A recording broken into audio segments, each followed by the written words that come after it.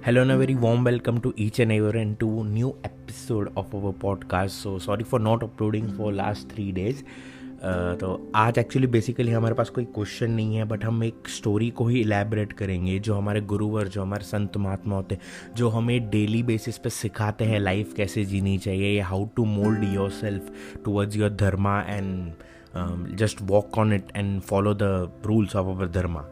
तो आज एक स्टोरी से स्टार्ट करेंगे हम, बट बेसिकली ओवरव्यू देना चाहूँगा इस स्टोरी का. इस स्टोरी का ओवरव्यू ये है कि बहुत चेले जो होते हैं, जो फॉलोअर्स होते हैं अपने गुरुवर के, उनमें एक अलग से ईगो जनरेट हो जाता है कि नहीं, मैं मेरे गुरुवर से इतना क्लोज हूँ, I am superior to as compare to another followers of my guru ji, या मेरे गुरु जी बाकी चेलों या बाकी फॉलोअर्स के कंपेयर में मुझे ज़्यादा एंटरटेन करते हैं.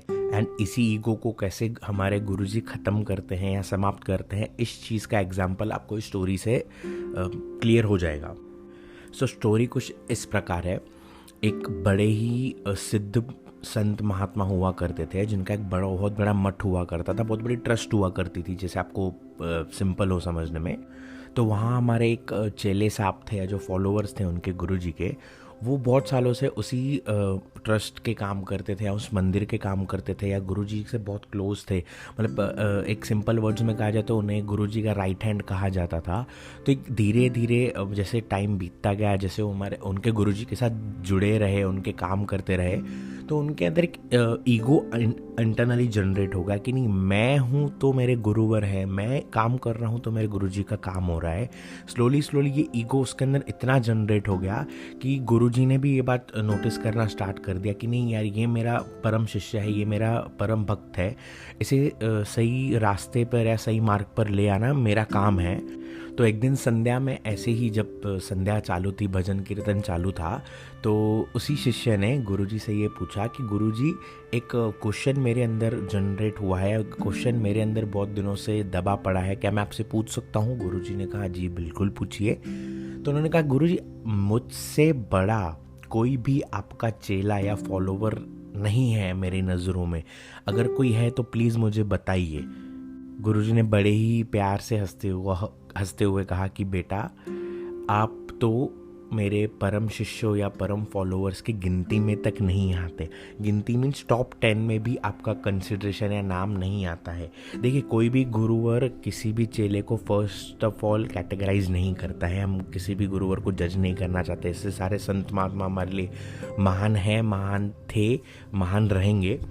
तो हुआ ये कि गुरुजी ने इस तरह का जवाब दिया, तो एक अलग क्यूरियोसिटी उनके अंदर जनरेट हुई या जागी, उन भक्त के अंदर, उन साहब के अंदर, कि मुझसे भी बड़ा कोई भक्त गुरुजी का कैसे हो सकता है. मैं उनकी कई सालों से उनके मंदिर में ही रहता हूँ, उनकी सेवा करता हूँ. सारे दूसरे जो फॉलोअर्स या चेले हैं मुझे गुरुजी का राइट हैंड समझते हैं. मुझसे भी कोई बड़ा चेला या मुझसे भी कोई बड़ा फॉलोअर या मुझसे भी कोई बड़ा भक्त गुरुजी का हो सकता है क्या? अगले दिन फिर भजन संध्या में उन्हीं साहब ने गुरुजी से पूछा कि गुरुजी, मुझसे अगर कोई बड़ा चेला है तो प्लीज़ मुझे भी उनका दर्शन कराइए या मुझे उनके पास बताइए, या मैं उनसे कुछ सीखना चाहता हूँ तो मुझे प्लीज़ बताइए मुझे क्या करना होगा. गुरुजी ने कहा, यहाँ से 100 किलोमीटर की दूरी पर एक गांव है, वहाँ पे XYZ नाम के हमारे भक्त रहते हैं. आप उनके पास जाइए, उन्हें सिर्फ कहिए मुझे गुरुजी ने भेजा है. आपको कुछ नहीं करना है, वहाँ 24 आवर्स बिता के, मतलब एक दिन और एक रात बिता के वापस हमारे पास चले आना है. तो जो चेले ने तो सोचा कि अरे ये तो कोई बड़ी बात नहीं है या कोई बड़ा टास्क नहीं है. जी गुरुजी, मैं बिल्कुल जाऊंगा, बिल्कुल उनके घर स्टे करूंगा और वापस आ जाऊंगा. तो नेक्स्ट डे ही हमारे चेले साहब पहुंच गए उन भक्त के घर पे, उन XYZ भक्त के घर पे. तो हुआ ये, जब ये वहाँ पहुँचे तो वो जो भक्त थे वो अपने घर के बाहर अपनी गौ माता के लिए, जो उनके घर पे गाय पाली हुई थी, हमारी गौ माता थी, गौ माता के लिए घास खरीद रहे थे. जो गौ माता घास खाती है डेली, और वो उस समय उस घास वाले से बार्गेनिंग कर रहे थे. घास वाले का कहना था कि ये जो घास का टुकड़ा है या बंडल है या घास है, मुझे 5 रुपीज़ में सेल करनी है. ये 1 रुपये, मतलब इनकी डिमांड थी कि मैं 4 रुपीज़ दूंगा, घास वाला कह रहा था मैं 5 रुपीज़ लूँगा. ये कन्वर्जेशन उन्होंने 2 घंटे तक चलाई एंड एट लास्ट ₹4 में वो घास का बंडल गौ माता के लिए खरीद लिया। अब ये सब जो इंसिडेंट चल रहा था, 2 घंटे दूर से खड़े रह के हमारे चेले साहब जो हमारे गुरुजी ने भेजे हुए थे इनके घर पे, वो देख रहे थे खड़े खड़े।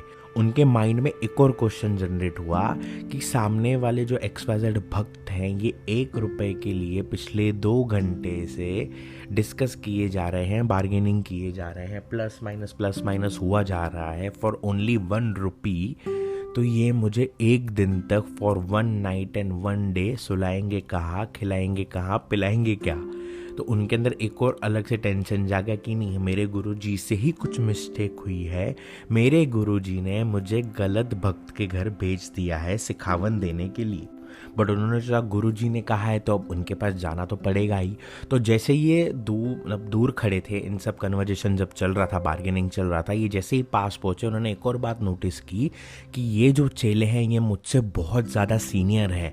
मतलब हमारे जो चेले साहब आए हैं मंदिर से, या गुरुजी ने जिन्हें भेजा है, उनकी एज होगी 40, तो इनकी एज है 80।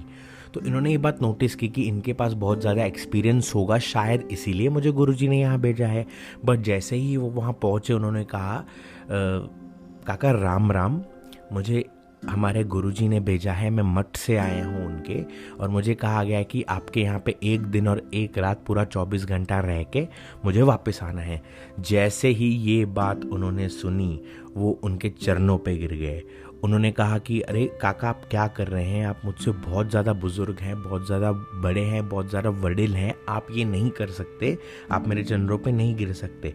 और उन्होंने जब उन्हें पहला प्रश्न दिया, पहले क्वेश्चन का आंसर दिया उन चेले साहब को, उन्होंने कहा कि हे मेरे भाई, हे मेरे बंधु, आपके द्वारा, आपके माध्यम से आज मुझे मेरे गुरुजी ने याद किया है।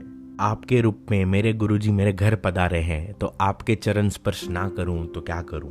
और हमारे गुरुवर ने हमें सिखाया है कि हमारा भक्ति मार्ग, सनातन धर्म का भक्ति मार्ग इतना अद्भुत है कि इसमें उम्र नहीं देखी जाती, झुकना देखा जाता है, विनम्रता देखी जाती है। वो जो बूढ़े काका थे उन्होंने कहा कि आप बैठिए, उन्हें बाहर अपने पैसेज में बिठाया और अंदर चले गए। जैसे ही वो अंदर से बाहर आए, उनके हाथ में वो 80 साल के बुढ़े काका अपने हाथ में 2 बाल्टियां लेके आए, और पीछे से उनकी बीवी, उनकी धर्मपत्नी एक और बाल्टी लेके आई। तो हमारे जो भक्त साहब आए थे उनके मन में एक और क्वेश्चन जागा कि हे काका, आप ये क्या कर रहे हैं, आप 3-3 बाल्टियाँ इस उम्र में क्यों ला रहे हैं, इसकी क्या ज़रूरत है। तो काका ने रिप्लाई किया कि मैं अगर आपसे पूछूंगा तो आप संकोच करेंगे, आप सुबह सुबह ट्रैवल करके आए हैं तो आपको नहाना, फ्रेश तो होना पड़ेगा। तो आप एक काम कीजिए, 1 बाल्टी में गर्म पानी है, 1 बाल्टी में ठंडा पानी है, 1 बाल्टी में गुनगुना या ल्यूकवार्म वाटर है, आपको जिस भी पानी से नहाना हो आप उससे नहा लीजिए। तो हमारे भक्त साहब के अंदर ही अंदर से एक आवाज़ आई कि ये 80 साल के बुढ़े होकर भी एक सेवा भाव, वो भी उनके गुरु के चेले की तरफ रख सकते हैं, तो मैं तो सिर्फ एक ट्रस्ट के या मंदिर के छोटे से काम करता हूँ।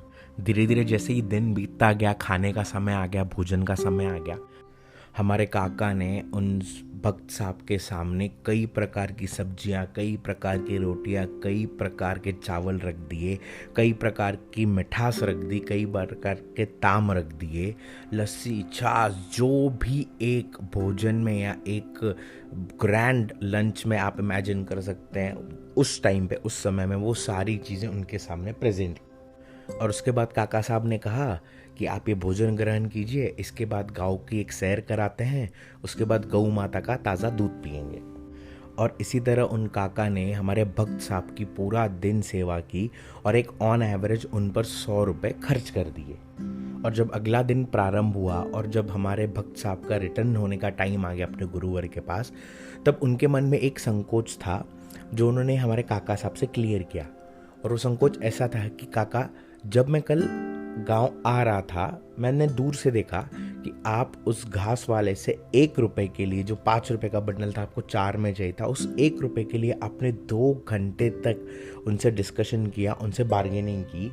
बट जब मैं आपके सामने आया, आपने ऑन एवरेज एक दिन में मेरे पे 100 रुपीज़ खर्च कर दिए। तो वहाँ आप 1 रुपया बचाने के लिए 2 घंटा डिस्कशन कर रहे थे, बट गुरुवर का नाम सुनते ही आपने मेरे पीछे पूरे 100 रुपये का खर्चा कर दिया है, मेरी इतनी सेवा की है, मुझे इतना स्नेह भाव उसे अपने घर पे रुकाया है, इस भेदभाव का क्या कारण है? वहाँ पे आप 1 रुपए के लिए डिस्कशन कर रहे हैं, यहाँ पे गुरुवर का नाम सुन के मेरे पे 100 रुपए तक लुटा दिया। और ये सब होने के बाद भी आपके शक्ल पे एक भी चिंता का शिकर नहीं है, या आपके मन में वो भाव नहीं है कि नहीं यार मैंने इनके पीछे जहाँ 1 रुपया बचा रहा था, मैं वहाँ उनके पीछे मैंने 100 रुपया खर्च कर दिया है। ऐसा क्या है आपके अंदर, या ऐसा क्या आपको हमारे गुरुवर से प्राप्त हुआ है जो अब तक मुझे नहीं मिला है, या मेरे गुरुवर ने मुझे आपके पास भेजा है? सवाल तो बहुत सारे हैं मेरे मन में, बट इस एक सवाल का अगर जवाब मुझे मिल जाता है तो मेरे सारे सवालों का जवाब मुझे मिल जाएगा। तो हमारे जी काका हंसते हुए बड़े प्यार से उन्हें समझाने लगे कि बेटा, संसार ये हमारे बुद्धि से चलता है।